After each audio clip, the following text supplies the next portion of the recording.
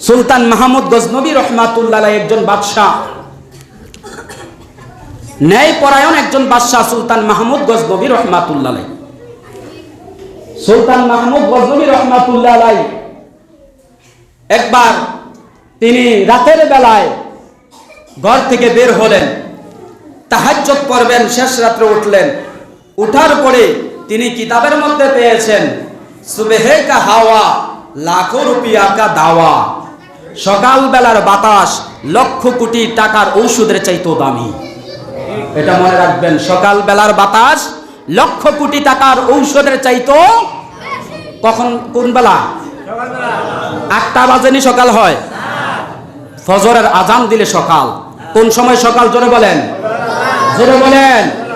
তাহলে যদি আমরা এই সময় ঘুমিয়ে থাকি, তাহলে এই লক্ষ রুপির টাকার ঔষধ যে হাওয়া বাতাস, এটা কি পাবো? তাহলে আমার এই ঔষধ পেতে হলে আমার ফজরের আজান দিলে সাথে সাথে আমার উঠতে হবে। সুলতান মাহমুদ গজনবী রহমাতুল্লাহ আলাইহি 2:30-3টার দিকে উঠলেন। ওইটা তিনার বাসভবন থেকে একটু সামনে গেলেন। সামনে যাবার পরে দেখে দূরে একটা রাস্তার মোড়ের ভিতরে পিট পিট পিট করে একটা আলো জ্বলে আবার নিবে। জ্বলবার সময় দেখে 3-4 জন মানুষ দেখা যায়।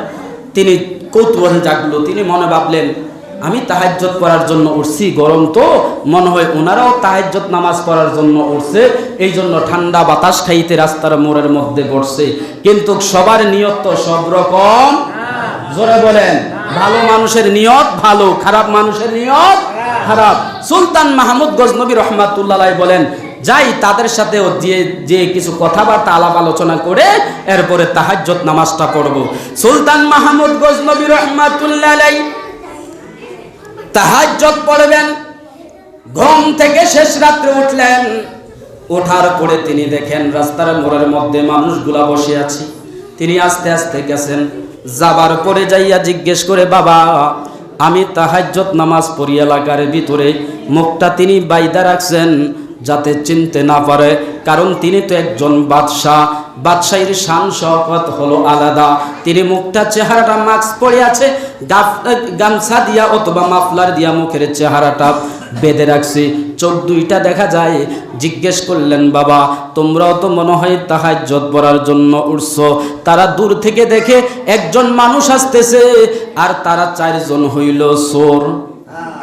কি জোরে বলেন? তারা মনে মনে ভাবে আমরা মনে হয় এলাকার মধ্যে চুরি করি, এমনটা না, মনে হয় আরেকজন চোর আইতে। তো তাহাজ্জুদ সুলতান মাহমুদ গজনবী রহমাতুল্লাহ আলাইহি তাহাজ্জুদ পড়ে, তার ধারণা হলো তারা কি পড়ে, আর তারা চোর। মনে মনে সুলতান মাহমুদ গজনবীকে কি ভাবছে? সুলতান মাহমুদ গজনবী জিজ্ঞেস করেন, তোমরা বুঝি তাহাজ্জুদ পড়ার জন্য আসছো? কয় না। বলে আপনি কেন আসছেন? বলে বাবা তোমরার যেই কাজ আমারও। কিরকম কৌশল এক কথা কইছে, তোমরার যেই কাজ তো হেরার কি কাজ? আর জোরে বলেন, আপনারা 14 গ্রাম নাই, গড় শিলকার আসুন নাই। তো হ্যাঁ মনে মনে করতেছে, তারা মনে মনে করতেছে যাক আমরা তো চুরি করি, আরেকজন সাথী পাইছি, তাহলে ভালো হয়েছে। জোর আর কি বাড়ছে না কমছে? সাথী একজন বাড়লে চোরের ক্ষমতা কমে না বাড়ে? তো সুলতান মাহমুদ বলতেছে তোমরা কি করবা? তো আমরা তাই যে নিয়ত করছি চুরি করব। সুলতান মাহমুদ গজনবী কয় আমি তো ভাবছি তারা তাহাজ্জুদ পড়ার লেগে উঠছে, অন্দি তারা কয় চুরি করব।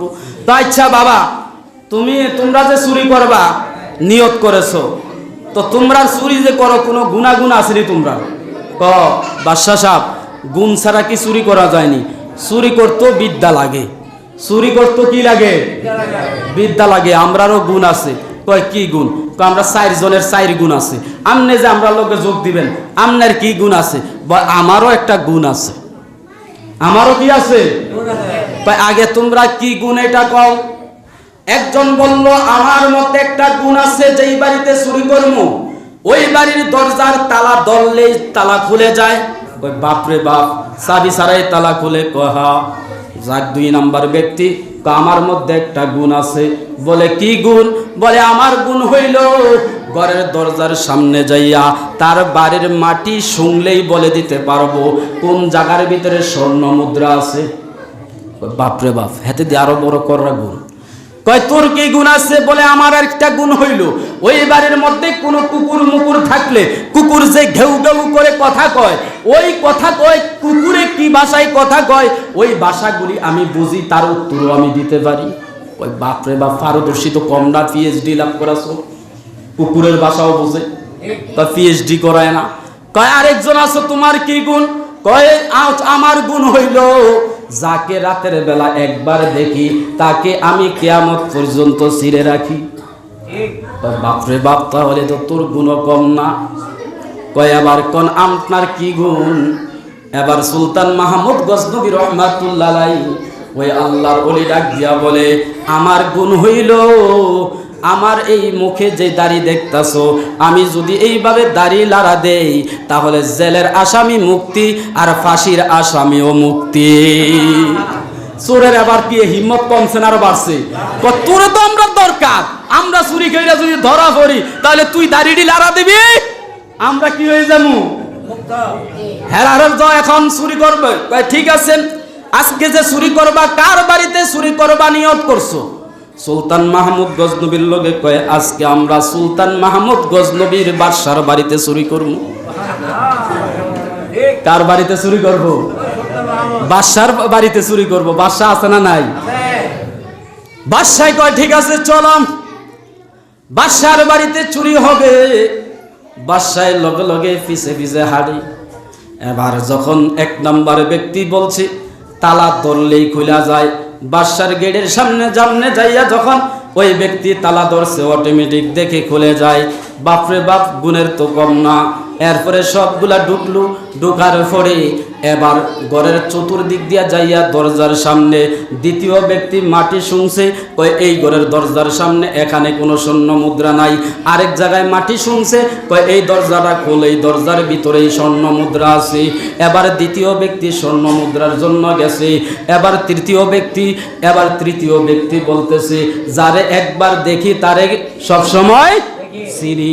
তৃতীয় চতুর্থ ব্যক্তি বলতেছে কুত্তায় গেউ গেউ করতেছে, বাদশার বাড়ি কুত্তা, এরকম কুত্তা আছে না নাই? মানুষে পালে না, অনেক সময় লালন পালন করে না, কুত্তায় ঘেউ ঘেউ কইরা কয় এই কার বাড়িতে চুরি করতে আসছস? যার বাড়িতে চুরি করতে আসছস হ্যাঁ তোরার লগে, হ্যাঁ কি তোরার হ্যাঁ তো কুত্তায় বাসায় কিরে কি কয়? কুত্তায় কি কয়? কয় এই বাড়ির মালিক নাকি আমরা লগে। বাদশাই কই বাদশাই আমরা লগে আইব, কিন্তু শব্দ আমরা চুরে।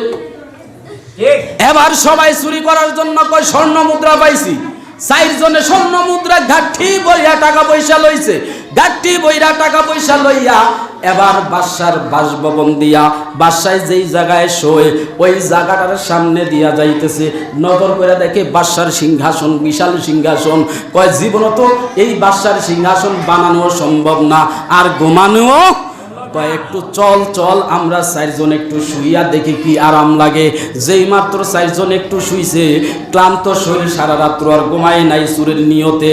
শেষ রাত্র তাহাজ্জুদের সময় ফজর আজান দিব, এই মুহূর্তে বাদশার সিংহাসনে শুইছে মাত্র ঘুম। শুইছে আর কি হইছে? স্বর্ণ মুদ্রা জাগায় ঘুম। এবার বাদশা পেছন দিক দিয়া তালা লাগাইয়া বাদশা মসজিদে চলে গেছে। মসজিদে যাইয়া এলান করে দিয়েছে তাড়াতাড়ি আমার আদালত ভবন খুলে দাও, আজকে 8টা 10টায় আদালত খোলা হবে না, এই মুহূর্তে আদালত খুলে দাও। পুলিশরা দৌড়াইয়া আইসা বলে স্যার কি হইছে? কয় তাড়াতাড়ি আমার রুমে যাও, যাইয়া 4 জন মেহমান পাইবা, এই মেহমানদারে আর দেরি কইরো না, 4 জন মেহমানদারে আদালতে নিয়ে আসো। এবার যখন আদালতে নেওয়া হয়েছে, এবার একজনে তো কইছিল যারে একবার রাতে দেখে তারে সারা জীবন চিনে। এবার ওই লোকটা কয় সর্বনাশ, আরে এই লোকটার চোখগুলা তো রাতের বেলা আমাদের সাথে যে ছিল ওই ব্যক্তির চোখটাই দেখা যায়, এই লোকটাই তো রাতের বেলার লোক ছিল, এই লোকটাই বাদশাহ। এবার কুত্তায় যে ভাষা বোঝে ওই ব্যক্তি কইছিলাম না বাদশাহ আমাদের সাথে আছে, আজকে ধরা পড়ে গেছো। বাদশাহ মুসলিম সুলতান মাহমুদ গজনবী রহমাতুল্লাহ আলাইহি এবার বিচার বিভাগ ডাক দিছেন। বিচার বিভাগ ডাক দেওয়ার পরে একজন ডাক দিয়া কয়, বাদশাহ রাতের বেলা যে কথা বলছিলেন মনে আসেনি? বাদশাহ কি কইছিল? দাড়ি লাড়া দিলে আসামি মুক্তি, আসামি মুক্তি। এবার একজন কয়, বাদশাহ রাতের বেলা যে বলছিলেন মনে আসেনি? বাদশাহ কয় মনে আছে। কয় তাহলে দেরি করেন কা, দাড়ি লাড়া দেন। দেরি করেন কা, দাড়ি। বাদশাহ ডাক দিয়া কয়, আমার ওয়াদা আমি ঠিক রাখবো, আগে তোরা ওয়াদা কর আজকের পর থেকে তোরা আর কোনোদিন চুরি করবি না। তারা ওয়াদা করলো। বাদশাহ দাড়ি লাড়া দিল, আসামি মুক্তি হয়ে গেল। ফজরের পরে আসামি মুক্তি হওয়ার পরে তারা আল্লাহর কাছে দোয়া করছে, আল্লাহ আজকে দুনিয়ার সুলতান মাহমুদ গজনবীর হাত থেকে বাঁচছি, কিন্তু এতগুলা অপরাধ মানুষের বাড়ি বাড়ি চুরি করছি, ওই চুরির দাগ থেকে তো আমরা হাসরের ময়দানে বাঁচতে পারবো। আমার ভাইয়েরা, আল্লাহ তাআলা তারা এত বেশি তওবা করেছেন, কিতাবে লেখে তারা এক একটা আল্লাহর ওলি হয়ে মৃত্যুবরণ করছে। আমার ভাইয়েরা,